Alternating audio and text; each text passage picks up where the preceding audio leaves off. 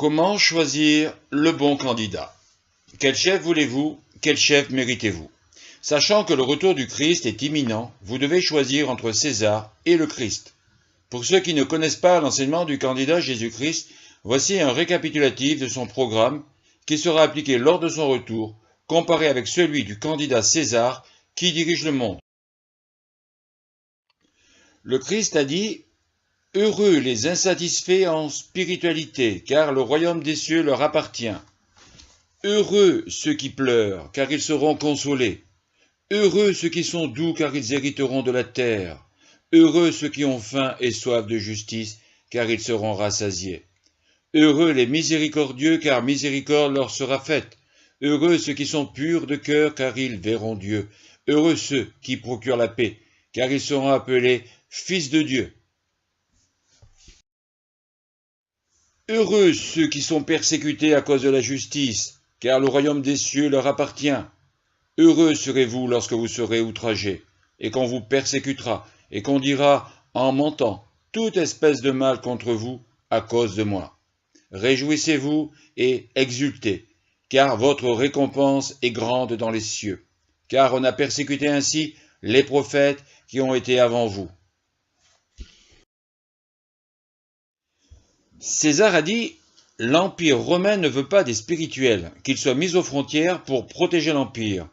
Les soldats ne pleurent pas, seules les victimes versent leurs larmes. Les durs sont faits pour dominer les doux. Il n'y a rien de plus juste que le peuple travaille pour nourrir ceux qui le dirigent. Il n'a aucune raison de se plaindre. Pourquoi les citoyens seraient-ils affamés de justice? Si les juges de César faisaient preuve de miséricorde, qui ramerait dans les galères romaines? Tous ceux qui commettent des actes ordonnés par César afin de garantir l'autorité de César le font avec le cœur pur de bien servir leur maître. Les légionnaires sont des purs et durs qui tuent, violent et volent en toute légalité.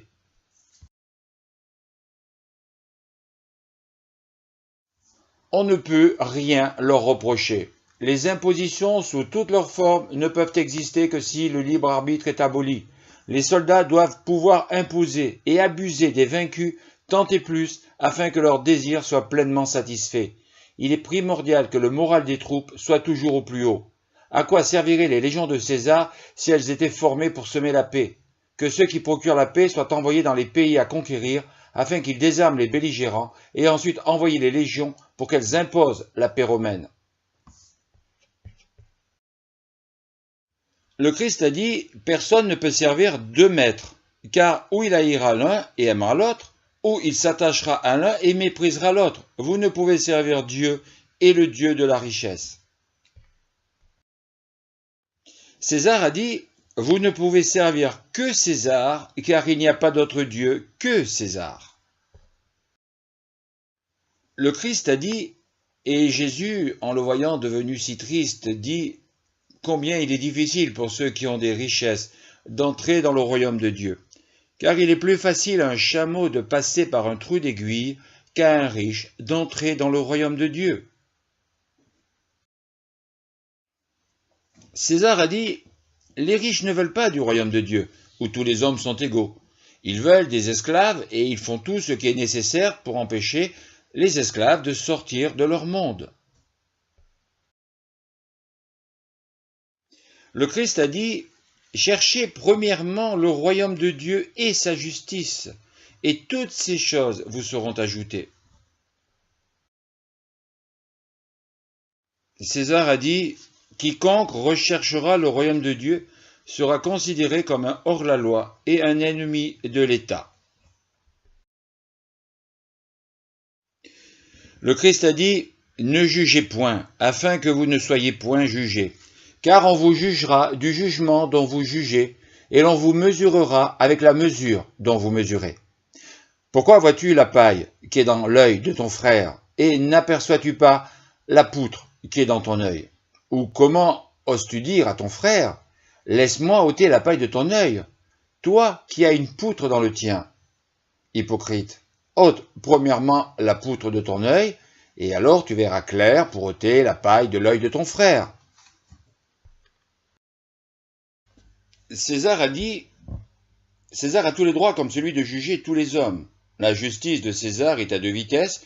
Elle doit avantager les intérêts de César afin que tout le système demeure inchangé.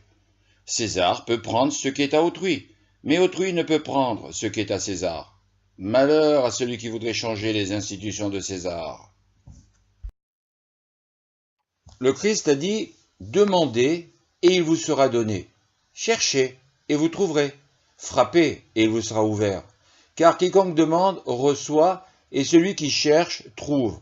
Et à celui qui frappe il sera ouvert. Ou quel est l'homme d'entre vous qui, si son fils lui demande un pain, lui donnera une pierre, ou s'il demande un poisson, lui donnera un serpent. Si donc vous, qui êtes méchants, vous savez donner des choses bonnes à vos enfants, combien plus votre Père, qui est dans les cieux, donnera-t-il de bonnes choses à ceux qui les lui demandent? Toutes les choses donc que vous voulez que les hommes vous fassent, vous aussi, faites-le de même pour eux, car c'est là la loi et les prophètes. César a dit, vous n'avez rien à demander, rien à chercher. Contentez-vous de faire ce que César vous dit et d'ouvrir les portes sur son passage. Faites pour César tout ce que César ne fera jamais pour vous. Le Christ a dit, venez à moi, vous tous qui vous fatiguez et qui êtes chargés, et moi, je vous donnerai du repos. Prenez mon joug sur vous et apprenez de moi, car je suis doux et humble de cœur, et vous trouverez le repos pour vos âmes, car mon joug est facile à porter et mon fardeau est léger. César a dit, plus vous travaillez, plus votre maître s'enrichit. Ne pensez pas à votre fatigue, mais uniquement au travail que vous ne pourriez faire si vous aviez du repos hebdomadaire, comme l'enseigne la Torah des Juifs. Vous n'êtes pas conscient de la chance que vous avez de porter un fardeau très lourd. Vous êtes né pour servir César et mourir pour lui. Le Christ a dit, et les pharisiens s'approchèrent de lui afin de l'éprouver, et disant, est-il permis à un homme de répudier sa femme pour n'importe quel motif? Et lui, répondant, dit, n'avez-vous pas lu que celui qui les a créés, dès le commencement, les a fait mâles et femelles, et qu'il a dit, c'est pourquoi l'homme laissera son père et sa mère et s'attachera à sa femme, et les deux deviendront une seule chair. Ainsi, ils ne sont plus deux, mais une seule chair. Donc, ce que Dieu a uni, que l'homme ne le sépare pas. Ils lui dirent, pourquoi donc Moïse a-t-il commandé de donner une lettre de divorce afin de la répudier? Il leur dit, Moïse, à cause de votre dureté de cœur, vous a permis de répudier vos femmes, mais au commencement, il n'en était pas ainsi. Et je vous le dis, celui qui répudiera sa femme, sauf pour cause de fornication, et en épousera une autre, commet l'adultère.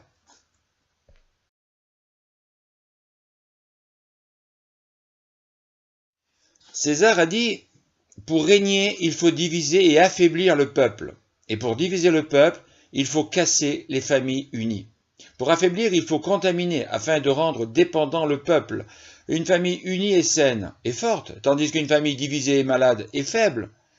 Que des femmes soient prises parmi le peuple, qu'elles soient soumises, conditionnées par l'usage des drogues, souillées afin de contaminer ceux qui les toucheront, et mises dans la rue, afin de soumettre à la tentation les hommes mariés. Ils pourront à leur tour contaminer leurs femmes. Ce n'est pas aux religieux d'établir des lois en matière de relations sexuelles. Seules les lois édictées par les moralistes du gouvernement prévalent.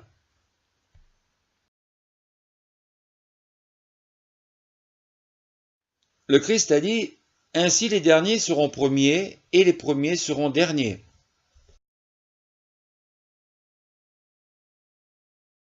César a dit, mon empire est éternel, et les esclaves seront toujours les derniers.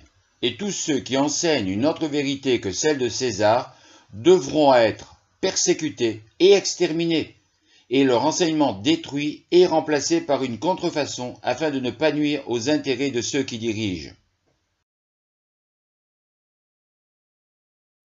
Le Christ a dit, et Jésus, les ayant appelés auprès de lui, dit, vous savez que les chefs des nations dominent sur elles, et que les grands usent d'autorité sur elles. Il n'en sera pas ainsi parmi vous, mais celui qui voudra devenir grand parmi vous sera votre serviteur, et celui qui voudra être le premier parmi vous sera votre esclave. C'est ainsi que le Fils de l'homme est venu, non pour être servi, mais pour servir et pour donner sa vie en rançon pour un grand nombre. César a dit, tous les citoyens doivent servir leur chef et être toujours prêts à mourir pour lui. Les impôts sont établis pour permettre à César, à ses ministres et à tous les fonctionnaires de se servir autant qu'ils le peuvent. Le Christ a dit, alors Jésus parla aux foules et à ses disciples en disant, les scribes et les pharisiens se sont assis dans la chaire de Moïse. Toutes les choses donc qu'ils vous diront, faites-les et observez-les, mais ne faites pas selon leurs œuvres, car ils disent et ne font pas, mais ils lient des fardeaux pesants et difficiles à porter, ils les mettent sur les épaules des hommes, mais eux, ils ne veulent pas les remuer de leurs doigts, et ils font toutes leurs œuvres pour être vus des hommes, car ils élargissent leurs phylactères et donnent plus de largeur aux franges de leurs vêtements. Et ils aiment la première place dans les repas, et les premiers sièges dans les synagogues, et les salutations sur les places publiques, et ils aiment à être appelés par les hommes rabbis. Mais vous, ne soyez pas appelés rabbis, car un seul est votre maître, et vous, vous êtes tous frères, et n'appelez personne sur la terre votre père, car un seul est votre père, celui qui est dans les cieux. Ne soyez pas non plus appelés conducteurs, car un seul est votre conducteur, le Christ. Mais le plus grand parmi vous sera votre serviteur, et celui qui s'élèvera sera abaissé, et celui qui s'abaissera sera élevé. César a dit, César est le maître de tous les hommes. Les temples ont été bâtis par la volonté de César, les prêtres qui y officient ont été nommés par l'autorité de César. Ils enseignent au peuple non la parole du Dieu des Juifs, mais la parole de leur Seigneur César. La première place dans les honneurs est occupée par César et sa cour, afin que le peuple n'oublie pas la place d'inférieur qu'il occupe. Lorsqu'il parle à ses supérieurs, il doit citer tous leurs titres. César est à la fois le maître et le conducteur. César est le plus grand, et plus vous serez abaissé, plus César sera grandi. Tous les contrevenants à cette vérité devront être pourchassés et réduits au silence en qualité de révolutionnaires terroristes. Le Christ a dit, « C'est ici mon commandement, que vous vous aimiez les uns les autres, comme je vous ai aimé. Personne n'a un plus grand amour que celui-ci. C'est lorsque quelqu'un donne sa vie pour ses amis.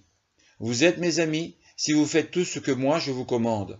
Je ne vous appelle plus esclave, car l'esclave ne sait pas ce que son maître fait, mais je vous ai appelé amis, parce que je vous ai fait connaître tout ce que j'ai entendu de mon Père. » César a dit, « Haïssez-vous les uns les autres, car il n'y a pas de gouvernement, de règne sans division. Enseignez la haine à vos enfants, afin que grands ils deviennent de bons psychopathes. Ils deviendront ainsi de bons soldats, toujours prêts à faire couler le sang, sans aucun remords. Il n'y a pas de force publique, de force armée, si les gens s'aiment. » Le Christ a dit, « Souvenez-vous de la parole que moi je vous ai dite. L'esclave n'est pas plus grand que son maître. S'ils m'ont persécuté, ils vous persécuteront aussi.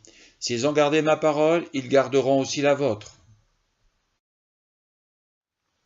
César a dit, « Le maître est plus grand que le serviteur. Le maître a tous les droits et l'esclave tous les devoirs. Le maître se doit de persécuter les esclaves afin de rappeler à certains qui est le maître. » Durant son bref séjour parmi les hommes, Jésus, l'élu, a enseigné la façon dont les hommes devaient vivre. Indéniablement, les 3 années d'enseignement que le Christ a prodiguées aux hommes paraissent bien légères face aux 2000 ans de domination de César.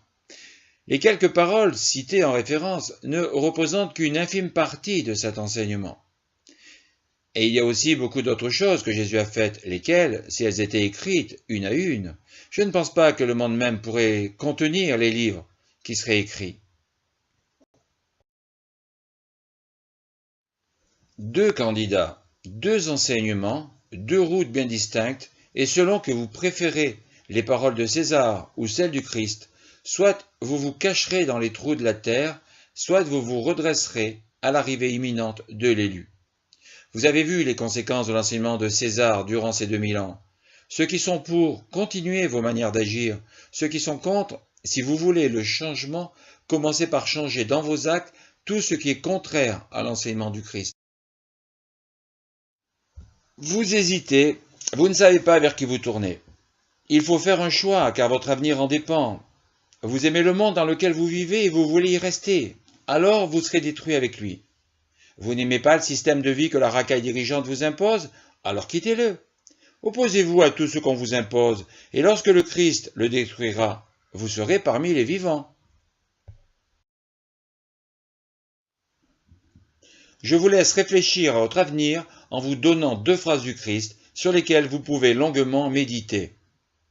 Celui qui n'est pas avec moi est contre moi, et celui qui ne rassemble pas avec moi disperse.